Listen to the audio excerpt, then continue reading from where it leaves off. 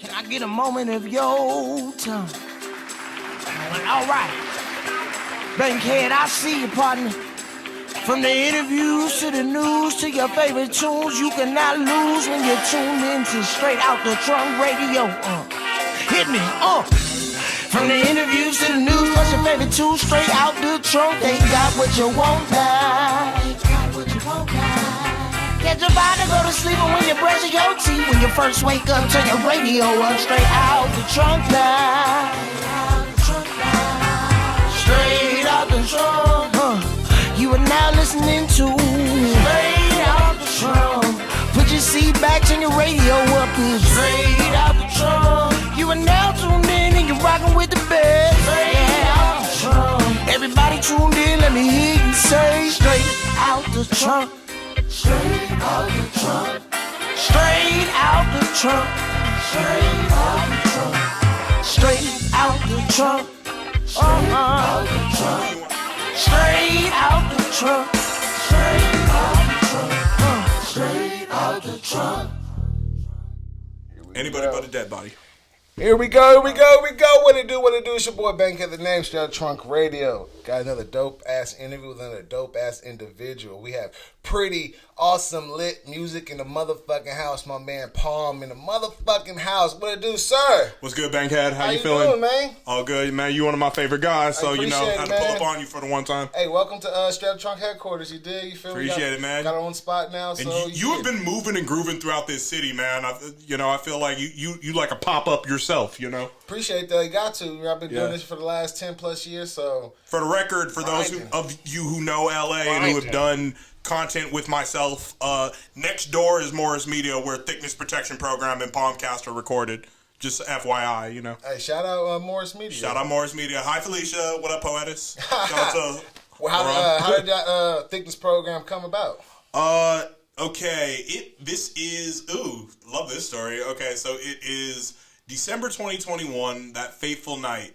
No, even further than that. You know, first of all, you got to know where P.A.L.M started. So, I had obviously been interviewing artists, rappers, musicians, producers for many years. And in the midst of that, you know, love my thick queens, BBWs and whatnot. So there had been a couple ladies in the adult entertainment industry who were plus-size models who I had interviewed, starting with Christy Live back in 2017. And then from there, I had, you know, different various ladies in that lane on there too. Then I had interviewed a rap artist from out here in SoCal named Baby Girl. Okay. You know, super pretty young lady. Next day, I had a chick who I recognized from her music video because she was on Jeff Models. She was going by Tootsie at the time. Shout out to my homegirl. So I was like, hey, I recognize her. Sent her a message. Interviewed her the next day. This is 2021, I think. Yeah. And then all was well with that. Tootsie and I hit it off. I had asked her if she wanted to interview Aston Martin with me. Because then, you know, they just started following me back on Twitter. So we did Aston Martin. That was a lot of fun. Then, yeah, like I was getting ready to say, at the Once Upon a Time in LA festival that night, Draco the Ruler, rest in peace to the We Know the Truth, rest in peace to the GOAT. Yeah, that night he was stabbed when I was walking to the crowd trying to link with my homies so we could all watch Too Short together. I see this woman walking through the crowd and I'm like, I instantly recognize her. I'm like, that's one of them plumper pass girls. I looked her up. It was Monique Leslie. Damn, okay. Yeah. You're dropping names on me that I have to go look up and do some research. Yeah, man. Check out TPP. I'll explain why I took a step away from that as well. But yeah, long story short, I reached out to Monique.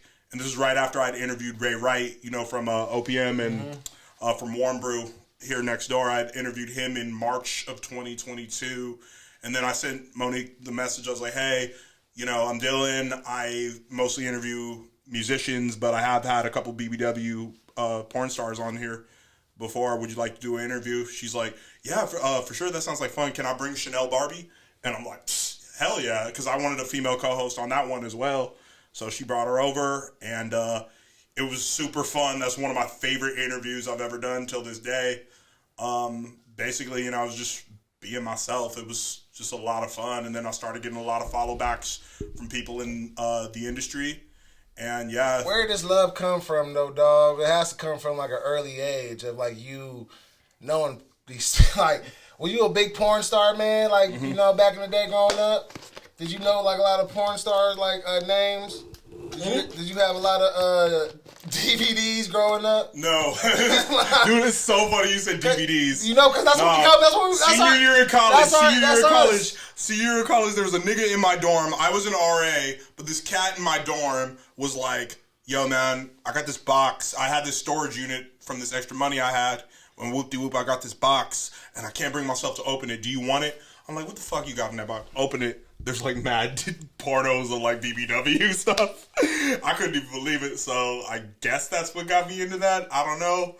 But yeah. That's crazy. Because don't forget to ask me some music shit now. I came in here. We got time. You gotta be like, we want thickness. We got time. Oh yeah, we got Easter, whatever. Yeah, we got time, man. It's all on the table, Jack. It's all on the table, brother. You feel me? We here. But let's talk about your growing up. Yes. You grew up in the San Fernando Valley? No, dude. I grew up in Mount Washington. Born in Glendale, raised in Mount Washington. It's, a 5-10 minute difference. So, but I grew up in Mount Washington. Always went to school in Pasadena and Altadena. My father, God rest his soul, was Kevin Fleming, radio and record label exec here in LA. Back in the 90s, I don't know if you remember KACE. 103.9. Okay. Well, anyway, my dad was on the radio as a host and a program director, so I was always around music. Our garage was just filled with CDs. I used to just find stuff in there.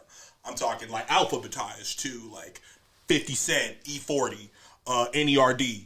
Just find CDs, and then there's plaques on the wall from like working with Run DMC and working with Janet Jackson. So all my uncles, my dad and my godfather, Rick Noon's partners, all of them are like in the music industry or in radio. All right, so this is in your blood. This is in your DNA. So don't fall far from the palm tree. So, it is in my blood, yes. Do you see yourself managing artists or even trying to be a record exec? All of that, all of the above, man. A&R, I've stuck my hand into everything from working briefly in casting for Rhythm and Flow on Netflix to, started out as an intern at Hip Hop DX. I actually originally started out writing for my dad's site, The Urban Buzz. Okay. As a contributor. That was back in 2012. I was still in college at Hampton, out there in Virginia. So, yeah. And then, lo and behold, I just, coming up in that blog era, every day in high school checking Two Dope Boys and checking Mascarilla and Double XL Complex. So, just coming up in that blog era, I kind of got tired of checking other music blogs. I'm like, I want to check my own. So, yeah, man. You remember that first blog post you posted? You know what? I used to just write my dad emails. And at this time, I'm starting to get into, like, I had a friend from Milwaukee who was putting me on to chill wave bands like Toro y Moi and Neon Indian. And I got into, like, How to Dress Well and Ariel Pink. So it was some shit like that. But no, those were kind of like Raider Clan era, too. Okay. So I'm into, like, Metro Zoo and shout out to my man Lofty 305 and, SoundCloud stuff. But, definitely of that, I don't want to call it hipster wave, but, like, the type of artist who would perform at FYF. I get you. Do you remember the first actual CD you bought with your own money? Dude, love that question. Gorillaz, Demon Days. Okay. Yeah, bro. That's part of why I got this MF Doom tattoo right here. Oh, that's okay. Yeah, shit. The first time I heard Doom was on November Has Come. All right, well, like, give me that experience of you did you get your own, you asked your parents to buy it for it, or did you raise your own money and go get yourself? Here's the technicality in this. When I was super little, we're talking like 5, I think I remember going to that. You remember in Burbank, that old, was it Tower Records or Warehouse Music? I think Warehouse Music. Yeah, that old Warehouse Music in Burbank. All the vinyls. Yeah. I got the Rugrats movie soundtrack. Yeah. That don't count. Target in Pasadena, East Colorado, because there's like 3 Targets on Colorado Boulevard. But fucking that Demon Days Gorillaz. This is 2005. I'm in 7th grade. That was the first CD I ever bought with my own money. What was that experience? Well, like, it was great. It was great, man. Just did your parents approve it? Was it like? Yeah, of course they did. It was kind of hard to get into the like, oh, he likes rock music thing too, like that, because growing up in a black music household, it was like who are these white boys? Like, well, my dad kind of was like, don't play that out loud. But just growing up a gamer, the Tony Hawk games and the Grand Theft Auto games, you're exposed to these amazing soundtracks. Facts. Especially on Grand Theft Auto, the radios and cars, you used be switching. Grand Theft Auto radio is superb. Like, I listen to that daily. I'm talking, Lips 106 from Grand Theft Auto 3 and Liberty City Stories to all the stations that are on 5. There's so much great music of so many genres, and I think 5 in particular really speaks to us LA kids because, from a Tyler to a Quick to a Neon Indian, Toro, Alchemist, there's so many incredible producers all on this video game soundtrack who all got their own stations, so props. Yeah, man. Video games turn me on to a lot of great music. I see yourself creating a video game and putting some music in Dream job, hello. Yeah. Yeah. You talked about your pops had a lot of music background, and one of my favorite questions asking my guest is, who had a better playlist as a parent growing up, your mom or your pops? That's a great question. My dad, it's not meant to be compared, it's meant to be shared. And the reason I say that is because my mom, both my parents are from Minneapolis originally. They moved out to LA in the 80s and waited 8 years before having me. But, my dad grew up with Prince. They went to elementary school together. And, later as he got into the music and radio business himself, Jimmy Jam and Terry Lewis of the time were really good friends of him. Actually, Jimmy Jam spoke at my dad's funeral. So, I'm exposed to a lot. The Prince, of course, the Michael Jackson, Earth, Wind, and Fire. Frankie Beverly and Mays was a friend of Frankie was a friend of my pops, All of this, what we call cookout music. All the music is, young black folks or old black, our elders put us on to.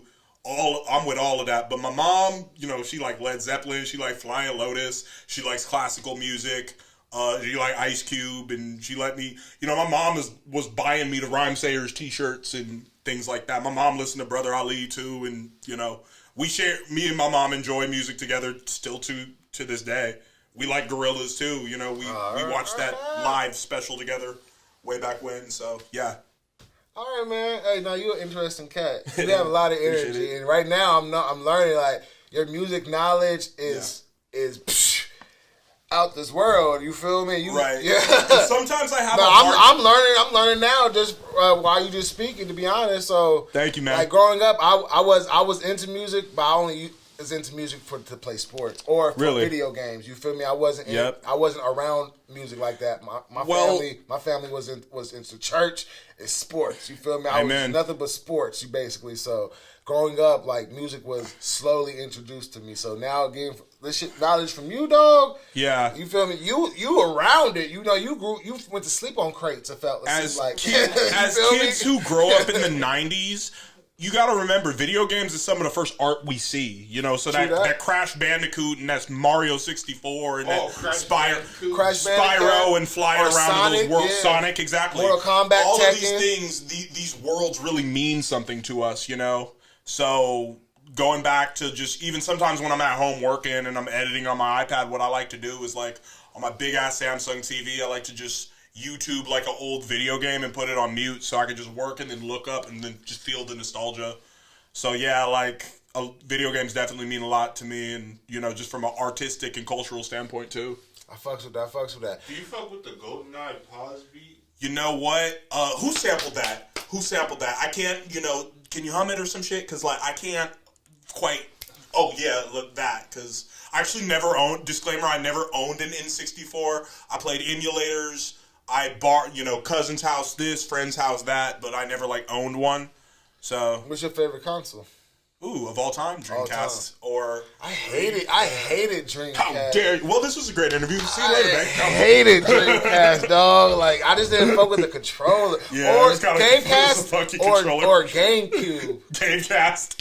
Like in Malibu's Most Wanted. I got Gamecast. GameCube was horrible. Look, I hated that shit. GameCube was the shit. Nah, man, I was playing. I'm an only child, so I had 2 of everything. You feel me? I had 2 games. When the purple GameCube broke, fuck it, get him a silver. When the silver Game Boy Advance SP, when Oh, wait, they came out with green? Yeah, we got to get him green. Like, that's how You had a PSP too? Come on now. PSP, that was how I was going to 7th grade listening to my music. Okay. Because all them other kids had them iPods, had iPods. Yeah. I'm like, no, I got this PSP. And that's how, and dude, that's when my dad was like, loaded it up with like the NWA, that's fire. Greatest Hits, and Straight Outta Compton. We used to get, because of his business, we used to get CDs in the mail that had like all the chart-topping hits, all the hits, right? So I would just dub those on there, and that's how I had the new on the PSP. Oh, you had a little cheat code, nigga. You feel In me? a real way. Same time, niggas playing that Liberty City Stories. So that's how, man. This is a good little nostalgic dose. I feel like, it's memory lane for myself. I love it. What's some good food spots out where you at, man? Like, if I went up to Pasadena, Glendale area, Right. La Crescenta, La Canyada, where we pulling up to? Crescenta, Kenyatta, Montrose, Dina. You got to go to Everest. Shout out to Everest on Foothill. Great, burgers, salads, sandwiches, Mexican food, breakfast. That's all right. It's all right. You gotta go to Jeremy's Coffee Shop on Honolulu is really good too for breakfast. You gotta go to the Hat. Yeah. Well, the Hat's super overrated, man. They give you a lot of fries. What? They do give you an awful lot of fries. Hat is okay. fire, man. It's a staple of Pasadena. LC Imports in La Canyada. You guys are the shit. Big menu, great pizza, great wings, great salad. Got love for LC Imports. What about Giamelli's? How's that? I don't think I've tried that one. Giamelli subs. I've totally heard of it. Why have I? It's more low key down in Sunland, like bottom of Foothill. I don't be going that far down Foothill. Okay. Travel down a little. You get some more good taste and good eats. Original Thai barbecue on Glendale Ave. That one had that last week. All right. When did P.A.L.M. Get created? When did this happen? When did the idea? I just noticed that pyramid and palm tree tattoo on you. That's sweet. Yeah, you did. Yeah, that's fire. Okay, so 2015. Yeah, I'm turning 10 this year. All right, I'm in my dorm room. This is senior year at Hampton. I had been blogging for my dad under the name Indie Buzz. My Facebook page was just called Chillin' Dylan. But basically, I had been doing my thing, and he was like telling me like that his partners were like, "Yeah, man, you got a little fan base from your column." But I'm like, I didn't really know who the fans like were, and I'm like, okay, I gotta start my own brand. Hey, what's up, Tinkerbell? But I gotta start my own brand at this point. So this time I used to scroll a lot of Tumblr. Oh, Tumblr! Yeah, man. Tumblr! I used to reblog, like scroll all the vaporwave shit on Tumblr. So I'm like, man, I want some. I'm in Virginia, but I want something from back home that remind me of California. And man, I found a little vaporwave palm tree logo that nobody has claimed and nobody's came after me for. So no, I'm just playing. I just drew on that shit on Microsoft PowerPoint, and I'm like, Palm. It's palm tree, palm. Pretty awesome live music. No, but it's not always at a concert though. Pretty awesome lit music. High as fuck. Came back, from smoking with my homeboys, and I'm like, yeah, pretty awesome lit music. So then, one of the first people I interviewed when that started was Ramirez. Shout out to Grey 59, shout out Suicide Boys, of course. Shout out to my partner Ducey Gavada, Gods, all that. But yeah, that was an early one. And then at the same time, I didn't interview him, but I was kind of inspired by that local Hampton, VA music scene. So like Drum had then popped off with Cha Cha. So there's just a lot of, Virginia's... So when P.A.L.M. came out, you was in Virginia? Correct. Okay. Yeah, and Virginia, as you know, is a hotbed for music. Pharrell's from out there. Timbaland, Chris Brown. Missy Elliott, Chris Brown, Guy, Teddy Riley. There's been so many great names. So Clips, exactly. So a lot of great names that came out of the VA. Shout out to 757. Was it a culture shock or different from coming all the way from out here in LA to going out there? Like, did you stand out? Hell easily? yeah. Big time. Huge culture shock. I went to Waverly in Pasadena for high school. Guess how many? Waverly is a K through 12 school. Guess how many kids went to grades 9 through 12 in the high school? 300? Lower than that. 2? 1. 100? Yeah. So I'm like one of 7 black kids there. And then I go to like a college with all black kids. And some mix, but it's a HBCU. It's beyond predominantly black. So that was one of my first times really, really diving headfirst into my own culture. And one of the beautiful things about going to an HBCU is that you're really learning from black professors, and you ain't got to be the token black kid. You are around your people, and it is kind of like being around your family. And we love our family. Sometimes family give us the hardest time. So really, when you come from California or you come from LA, they got to find out if you hood or Hollywood, if you Compton or Beverly Hills. How did they test you? Oh, niggas. I didn't know what it meant to have the wrong shoes on. I didn't know what that really meant. The color? No, just the way the best roast masters in the world are at black colleges. Them niggas will roast you so bad that you wish you could melt into this couch. Gotcha, okay. Yeah, they will roast you. So they made you second guess what you came out of the classroom with, or out of the dorm room with. Now, I went down for pre-college, which I had a shitty test score, so I had to go to take a couple classes in this program called Summer Bridge. So you had to take a few classes, and we stayed in the dorm, And I remember one of them, I had a Tupac shirt on and I think a robe or some shit, and I was walking around, and then somebody had heard me talking earlier, and he was trying to roast me. He was like, "Hey, you, the house nigger." I was like, "What the fuck? I am not no house nigger." And we got into it was in front of a bunch of people. He's like, "My bad, man. Hey, where you from?" He's like, I'm from Los Angeles. Where are you from?" He's like, "Oh, I'm from Philly." And we became cool after that. But just niggas gotta battle test you. It's just men. I see this. You said the ER? Yeah, He was trying to be funny, but I took it on the chin. But a lot of kids respected me after that, But there was a lot more instances where I was, I come from a school where all the white kids were like, "Dude, sketch Coachella," like, "Oh, dude."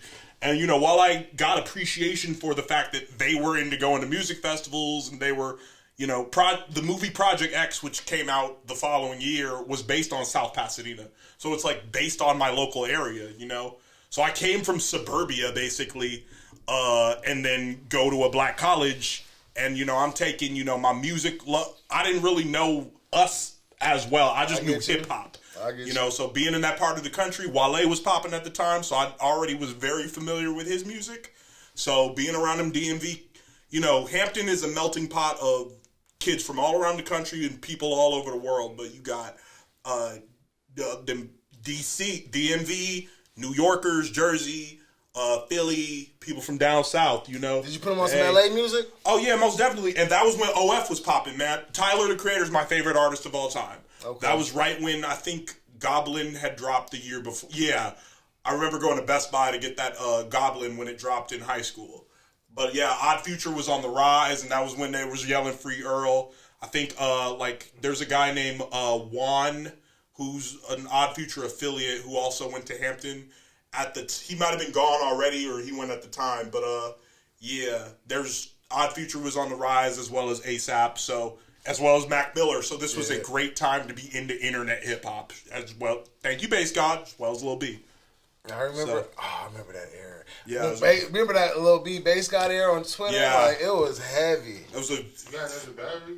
I do. Yeah. It's in there. All good in the hood. Yeah, that was a fantastic time to be in the underground hip hop. I remember that. I did hear the little click too. I was like, "Oh shit!" They didn't even do the blinking shit. Oh man, I heard something. We do the blinking shit. All right, let's do it though. It's still recording, nigga. Still recording? It's still recording? Yeah. Oh, we good. All right. What happened with the battery? What the battery life look like? It's still white. It's still. Yeah, just let's switch it. Let's switch it. Switch it. Oh man, damn.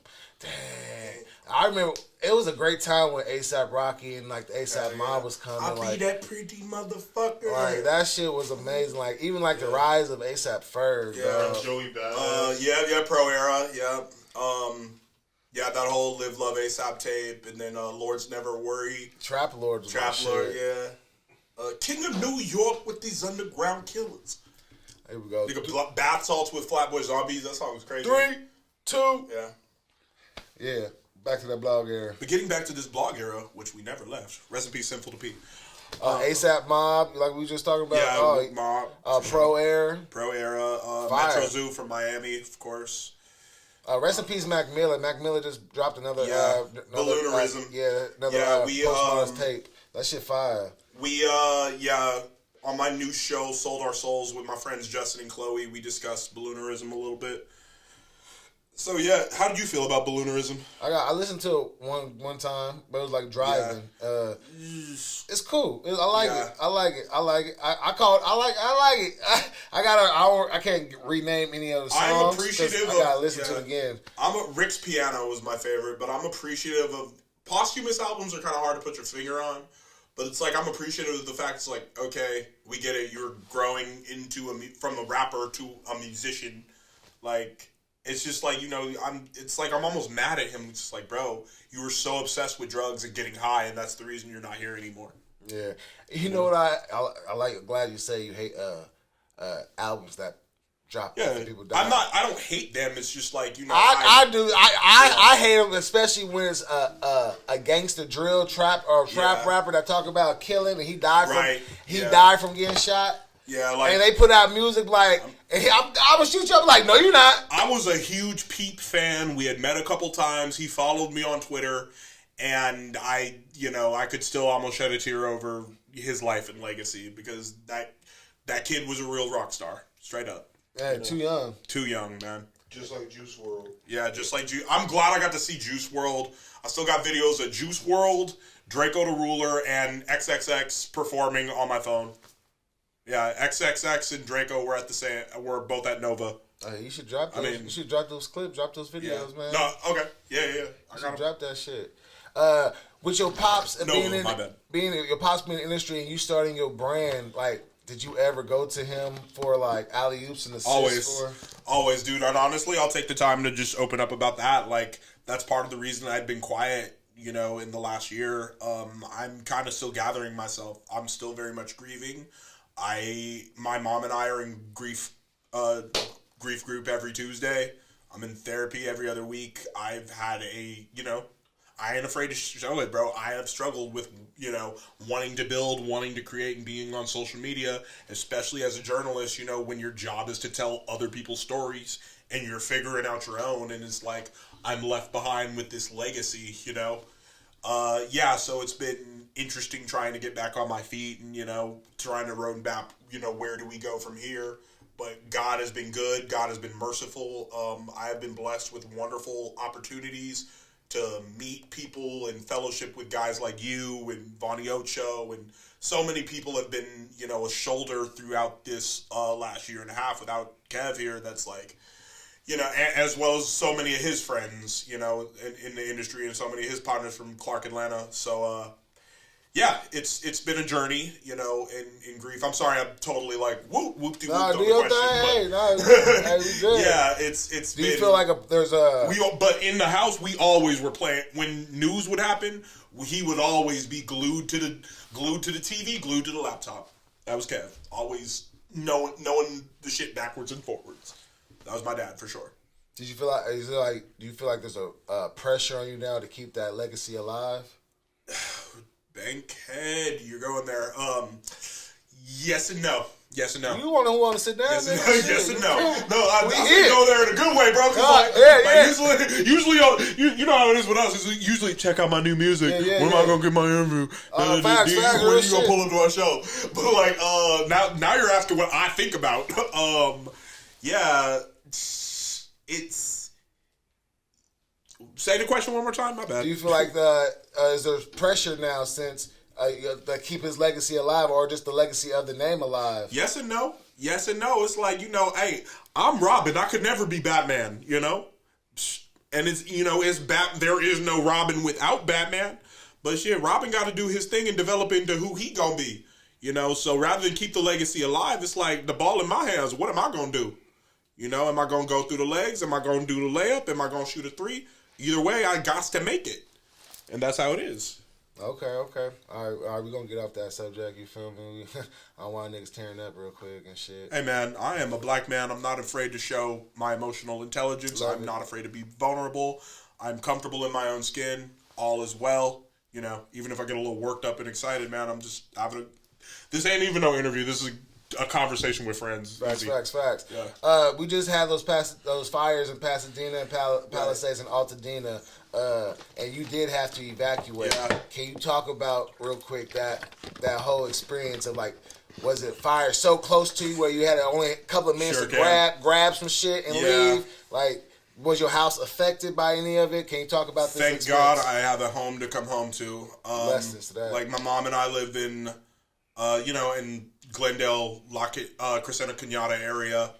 But the tragic thing, first of all, we're fine. We evacuated for a couple days and came right back. And the beautiful thing is that as soon as we got back, we called up my grandparents, my dad's parents out in Arizona.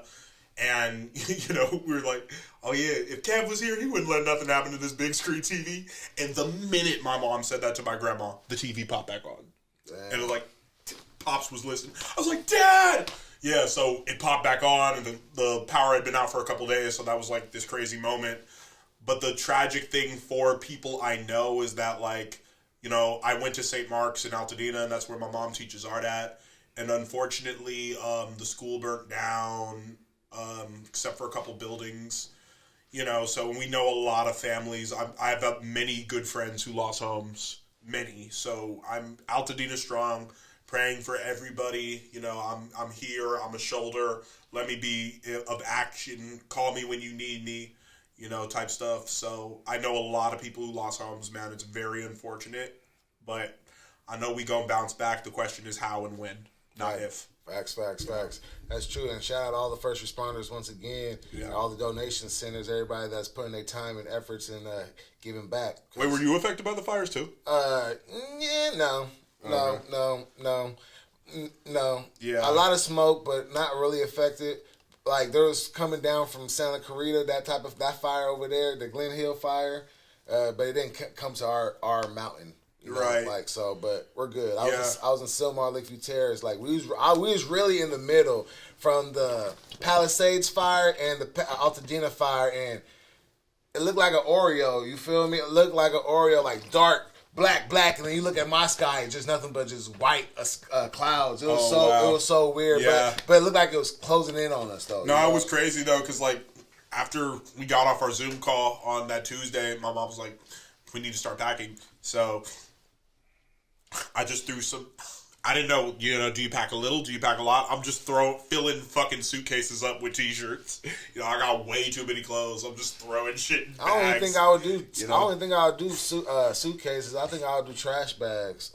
Yeah, more clothes and trash bags, and like. But also, this made you think. Like me and my moms had to sit down. Like, yo, if this shit happened, like, what's the evacuation plan? That made you think of like.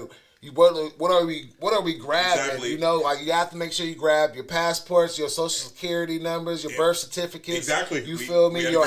All your house informations, all the all the legal shit. All the shit that's important to make sure like I own this house. Right. So I heard of family members of some of my friends said they escaped with just the clothes on their backs.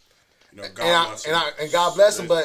You have to think, and also they probably had time to think about what to grab because the fire might be in their backyard already. But we had just packed all our stuff, and then like I said, okay, we're probably both not going to get much sleep tonight. Just try to sleep and then see what happens. And then we got the like alert message on the phone, and at 5:30, I'm like, yeah, we got to bounce. So that was intense. But she said like she had told my dad back in '92 when she was pregnant with me, like, when during the Rodney King riots, it was like. If something crazy happened, like, we're fucked, just because of the way freeways are out here, like, you're going to be stuck in traffic, the way, resources can't always get to people depending on where they are, so, yeah, LA got to work on that, but, we a strong city. I'm not saying we're the best city in the world, but we're definitely the coolest, so it is what it is. Facts. We gonna be all right? Yes, sir. P.A.L.M, what is your thoughts on LA media right now? You know what? I don't want to say I want to stay out of that conversation because I haven't been active as I should be in the fight. Right now, I'm trying to reclaim Dylan. Beyond P.A.L.M, beyond Thickness Protection Program, I'm working on reclaiming who is Dylan and who will Dylan be.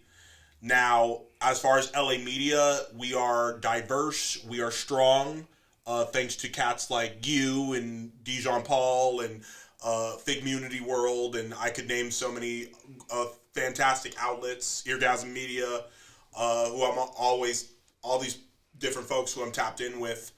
But what I'd like to see is a little more unity, construction, and creativity and diversity. And I think what the other platforms don't have that P.A.L.M has is the fact that, like, I don't only cover, like, my man Rue, who was sitting here before, said, I don't only cover hip-hop, you know? I never once said I'm a rap blog or I'm a hip-hop outlet. I just said, I'm a music blog, Came up in that era of that Pitchfork and, the Vader. So I'm eclectic as it is. Where so. people, we was like, I remember the homies like, I need those blog posts. To answer your question, LA media is pretty good, but we can always improve. I want to see, I'm not waiting for the man's handout or the phone call from so-and-so. Opportunities, you guys, we can facilitate our things for ourselves. Rest in peace, Young Baka. He was a warrior and getting people up on stages. So, shout out to my man Cole for what he's done with Rendezvous with the Slipper Clutch. Free Hip Hop Show, I've had the pleasure of hosting a few of those. The question is, again, it's what is Dylan going to do next? Is like, there's just so many options, and sometimes I'm overwhelmed with the many options. But in terms of LA media, I mean, I got an ambiguous answer because this is kind of a question that's all over the place like space. But you don't know. All right. Do you even know? Do you have like an idea? Is P.A.L.M Pretty Awesome Lit Music going to be in existence still? Absolutely. I feel like you don't. Sometimes, you know what, I'm like, damn, it's 2025. Is a music editorial really relevant? Well, let's see. People in the comments. Is it? Where are you getting your music from? Is it Instagram? Is it Facebook? Is it X? Is it like, where are you getting, are you going on blogs still? Are you checking Rolling Stone and XXL? Where are you getting it from? And to me, it's like the podcast that reigns supreme as far as interviewing new artists. Right now, I'm looking at Bootleg Kev and On the Radar. It used to be No Jumper, but No Jumper's kind of turned into Ghetto TMZ and, Adam's controversies, yada, yada, yada. Historic platform, admired that. It did its thing for the culture. It did its thing for the culture, for sure, but it's something that it's, it's different now. It's just different now. So, long story short, do I see P.A.L.M still in existence? I see Dylan thriving in whatever I put my mind to. Okay. Whether that will be under P.A.L.M is, what? I'm open to whatever, but, after 10 years of doing this, do I feel like doing this? No, not always. And then there's some days, do I only feel like doing this? Hell yeah. So I'm so open and so, the question is what's next, so I'd be talking on the phone like, yeah, man, I'm done being a music blogger. I want to start an alternative rock band, so I think I'm way out the box, man. Anything's possible. Anything's possible. Yeah. And this is only the first quarter of 2025, so hell we have yeah. the first month, too. So we have all year to you feel me? Right. But I'm glad you focusing on you to getting yourself back right mentally. Yeah. You feel me? Because that's the most important thing. Yeah. Because if you're not right mentally, you're gonna be lost in your next step, or you're gonna take the next step and it's gonna be wrong, and you're not gonna like it, or you're not even gonna like yourself in the future. So you definitely, dog, take those small steps to repair yourself. Right. Like go to those therapy sessions, like you said, and vent and let it out. Yeah, absolutely. And have that support, have those people to support you, or like us, Strap Trunk Radio, me, Doug, us, all the other platforms that you just mentioned. Definitely reach out if you ever need some people to talk to. You feel me? I haven't lost a parent, and to be honest, I spoke mine within a year. So wow, how old were you at the time? My dad died in 2021, and my mom died in 19. Yeah, condolences, man. Wow. Yeah, that's still fresh too. It's crazy. So I think about that all the time. I'd be so happy my parents call, or like if I could pick up and call pops, or if y'all got them, cherish them. That's all. Shit like that. Like when the homies or people I know close to me lose their parents, I'd be like, that shit touched so close to me, because I'm like, I think about my parents, like, you feel me? Like they so they still here, but it's like I think about if they not. And I'm like, why am I doing this? So I could retire them and they can live their life. Yeah, well, always think, you represent them, but you are your own man. Facts. So, like, I haven't met your folks yet, but, like, shout out to them. Raised a fine young man. Oh, yeah. I keep family separate. I don't let nobody know who they are. You feel me? They my snipers. Just to let y'all know. You feel me? But yeah, anything you want to ask me? Anything you feel me? What's cool. up? What's up? Okay, so I see you guys got word of the day. You guys got other segments. Are you just planning to do in studio content, or you want to get out in the field and do stuff too? Yeah, out in the field, all content. For sure, all content. Definitely in studio, but it has to be great. It has to be planned out content, outdoor content. All right, it can be guerrilla style, but it has to be planned. Though, so, are you just facilitating stuff with music artists, or are you open to other people in the culture, such as clothing designers, other small business owners and things like that? Business owners, brands. Straight Trunk Radio, we promote artists, brands, and entrepreneurs. Because I would love to see, like, a food, you pull up on different food trucks and do some of the type of stuff that, like, LA Try Guy does. I feel like that would just put more eyeballs on you guys, and you're already, killing it with what you got going on, but,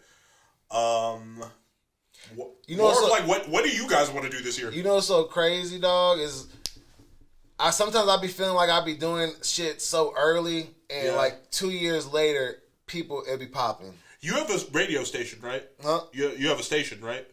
Excel Radio, I'm a part of it. It's not mine personally, but I'm part of it. Do you ever want to get to that point where you have like a station with programming and? Yeah, for sure. Okay. I do want to have. I do want to have. 'Cause that's some shit. It's online. It's gonna be online. Yeah, exactly. But if I could have the money worth and get the FM shit, it's just that's a lot of money. Well, all we gotta do is we could have an internet station. All we gotta do is like find an app host, and then we could just be like, okay, if I got a show, if I do afternoons and shit, and then Cypress Moreno does evenings, and then what's a girl like Giggles Irene does later, and then we just wrote, everybody gets their time and does their playlist, and then each of us could bring on artists to interview and stuff.